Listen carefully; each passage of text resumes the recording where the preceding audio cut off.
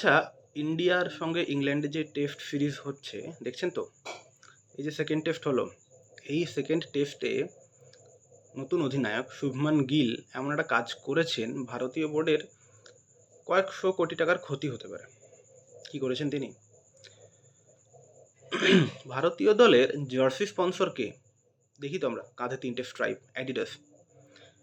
সমস্যাটা হচ্ছে এজবাস্টন টেস্টের চতুর্থ দিন যখন শুভমান ইনিংস ডিক্লেয়ার করেন, ড্রেসিং রুমে ছিলেন যথারীতি, ব্যালকনিতে আসেন এবং ব্যাটারদের নেন। মাঠে বোধহয় জাদেজা ছিলেন আর কেউ একটা ছিলেন, আমার এই মুহূর্তে খেয়াল পড়ছে না। তো শুভমান ডেকে নেন।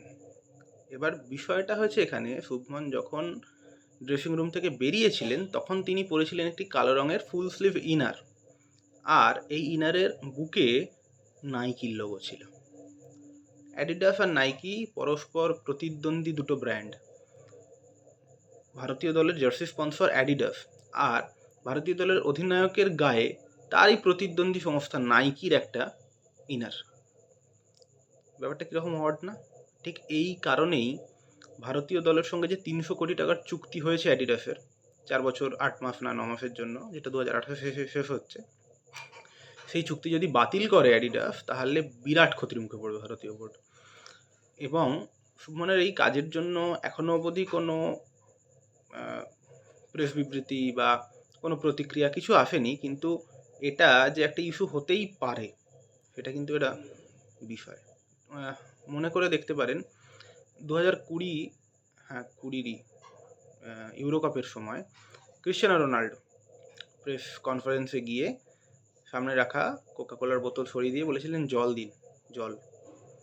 এই একটা ছোট্ট ঘটনায় কোকাকোলার মার্কেট ভ্যালু প্রায় $4 বিলিয়ন পড়ে গিয়েছিল।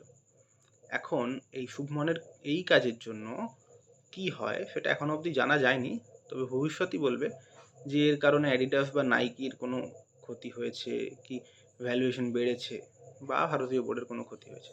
তবে এখনো অবধি যা ঘটেছে সেটা বললাম। এর পরবর্তীতে কি হবে বা কি হতে পারে সেই বিষয়ে তো বলা খুব মুশকিল। দেখা যাক কি হয়। আর এই ধরনের কন্টেন্ট যদি ভালো লাগে তাহলে নজর রাখতে পারেন এই চ্যানেলে।